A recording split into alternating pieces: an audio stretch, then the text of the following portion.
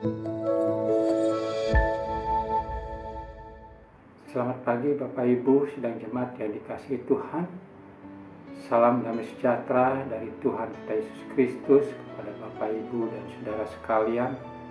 Bersyukur kepada Tuhan pagi hari ini kita diberi kesempatan berjumpa kembali dalam acara sarapan rohani kita hari ini, Rabu tanggal 18 Mei 2022.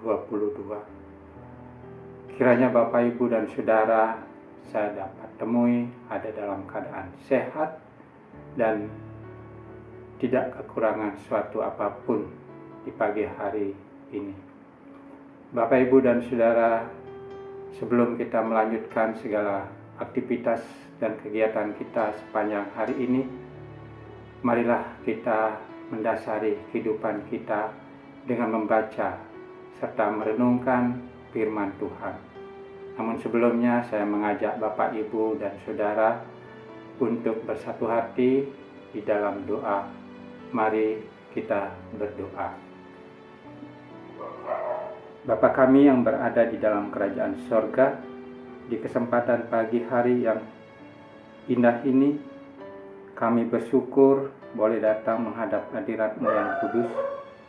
Kami bersyukur dan berterima kasih atas kekuatan serta kesehatan yang Tuhan berikan sehingga kami dapat memasuki hari Tuhan yang baru hari ini dalam keadaan selamat. Semua berkat kasih karunia dan anugerah Tuhan kepada kami. Tuhan Yesus, sebelum kami melanjutkan segala aktivitas serta kegiatan kami sepanjang hari ini, kami bersama-sama ingin mendengarkan sabda-Mu. Sebelum kami membaca serta merenungkan akan kebenaran firman-Mu, kami mohon Roh Kudus Tuhan untuk menuntun kami semua agar bisa mengerti dan menghayatinya, sehingga dapat kami jadikan sebagai dasar dan landasan dalam kami menjalani kehidupan sepanjang hari ini, juga di hari-hari selanjutnya. Kami hamba-Mu yang diberi kesempatan pada pagi ini untuk memberitakan dan menyampaikan kebenaran firman Tuhan. Dengan keterbatasan kami, tanpa pertolongan Tuhan Roh Kudus, kami tidak mampu melakukannya. Dan sebab itu Bapa, kami mohon Roh Kudus Tuhan membimbing dan menolong kami agar dapat menyampaikannya dengan baik seturut dengan kehendak Tuhan. Terima kasih Tuhan, di dalam nama Tuhan Yesus Sang Firman yang hidup, kami berdoa dan memohon. Amin. Bapak Ibu sidang jemaat sekalian yang terkasih di dalam Tuhan, renungan firman Tuhan pagi hari ini terambil dalam kitab 1 Samuel 2 ayat yang ke-8. Demikian bunyi firman Tuhan. Ia menegakkan orang yang hina dari dalam debu, dan mengangkat orang yang miskin dari lumpur untuk menundukkan dia bersama-sama dengan para bangsawan, dan membuat dia memiliki kursi kehormatan. Sebab Tuhan mempunyai alas bumi, dan di atasnya ia menaruh daratan. Dari bacaan firman Tuhan hari ini, renungan firman Tuhan diberi tema doa Hana. Tuhan memperhatikan penderitaan kita. Dalam masyarakat Yahudi, melahirkan anak laki-laki bagi suaminya adalah tugas dan kewajiban bagi seorang wanita yang sudah menikah. Jika wanita itu mandul alias tidak bisa memberikan keturunan, maka hal ini akan menimbulkan rasa malu dan menjadi celaan bagi suaminya, bagi keluarganya, dan juga lingkungan di sekitarnya. Jadi kemandulan dianggap sebagai sesuatu yang memalukan. Inilah yang sedang dialami oleh Hana, di mana tanggung jawab untuk melanjutkan garis keturunan suami ada di tangannya. Jika tidak, ia akan menghadapi masalah yang berat. Bisa saja diceraikan oleh suaminya atau harus menanggung malu dan mengalami penolakan dari orang-orang yang ada di sekitarnya. Bisa dibayangkan betapa remuk redam hati Hana karena ia tidak punya anak. Belum lagi perlakuan yang tidak baik dari Penina madunya yang justru memiliki anak. Hal ini semakin menambah rasa sedih dan pahit di hati Hana. Secara manusia, Hana sudah hilang pengharapan karena Tuhan telah menutup rahimnya. Ia pun satu-satunya pribadi yang dapat menolongnya adalah Tuhan. Karena itu, segeralah ia datang kepada Tuhan di bait-Nya yang kudus. Dengan hati hancur, Hana mencurahkan segala beban hidupnya. Meski dikira mabuk oleh Imam Eli, ia tidak peduli karena korban sembelihan kepada Allah. Ia jiwa yang hancur, hati yang patah dan remuk, tidak akan kau pandang hina ya Allah. Mazmur 51 ayat 19. Saat berdoa inilah Hana bernasihat, Tuhan semesta alam, jika sungguh-sungguh Engkau memperhatikan sengsara hamba-Mu ini dan mengingat kepadaku dan tidak melupakan hamba-Mu ini, tetapi memberikan kepada hamba-Mu ini seorang anak laki-laki, maka aku akan memberikan dia kepada Tuhan. 1 Samuel 1 ayat yang ke-11. Firman Tuhan yang kita baca hari ini merupakan puji-pujian Hana sebagai ungkapan syukur kepada Tuhan yang telah menunjukkan kasih setia dan kuasa-Nya yang teramat dahsyat di dalam kehidupan Hana. Ia menegakkan orang yang hina dari dalam debu dan mengangkat orang yang miskin dari lumpur untuk mendudukkan dia bersama-sama dengan para bangsawan dan membuat dia memiliki kursi kehormatan. 1 Samuel 2 ayat 8a. Sungguh benar apa yang Alkitab nyatakan, bahwa dalam segala perkara Tuhan turut bekerja untuk mendatangkan kebajikan bagi orang yang mengasihi Dia.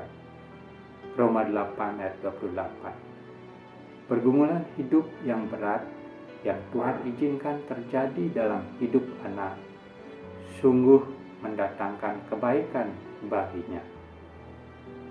Pergumulan hidup berat yang Hana alami adalah ia tak memiliki keturunan.